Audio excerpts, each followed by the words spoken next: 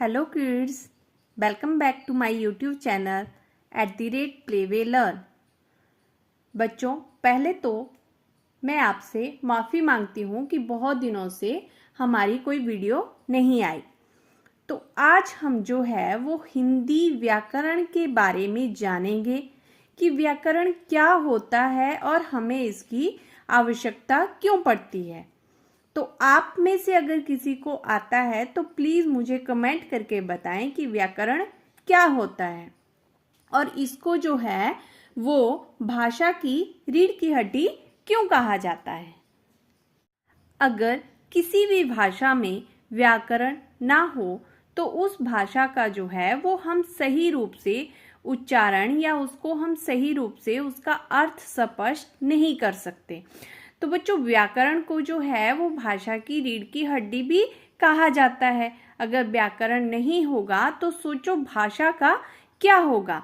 जैसे हमारे शरीर को खड़ा होने के लिए हमारे रीढ़ की हड्डी की आवश्यकता पड़ती है, उसी प्रकार किसी भी सब्जेक्ट के व्याकरण के लिए, किसी भी भाषा को समझने के लिए हमें उसके व्याकरण की जरूरत पड़ती है।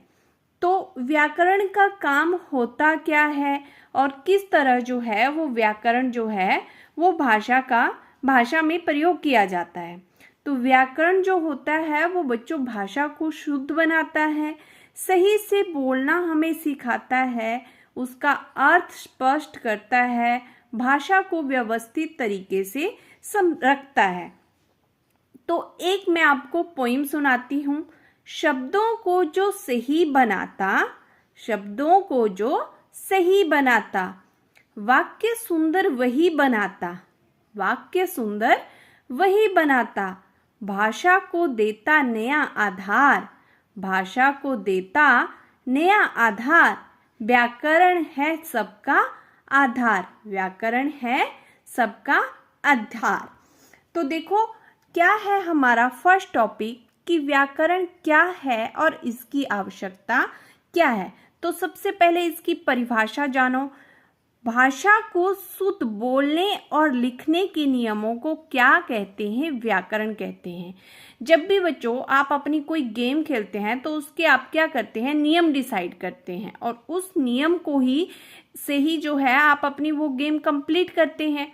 तो इसी तरह जब भी हम व्याकरण सीखते हैं, भाषा को वो क्या करता है? शुद्ध बनाता है, हमें बोलना सिखाता है और जो है सही से लिखना और नियमों को जो हमें सिखाता है वो ही क्या है?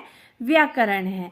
व्याकरण की आवश्यकता हमें क्यों पड़ती है? सही बोलने के लिए, सही लिखने के लिए और भाषा को समझने के लिए, गलतियों से बचने के लिए।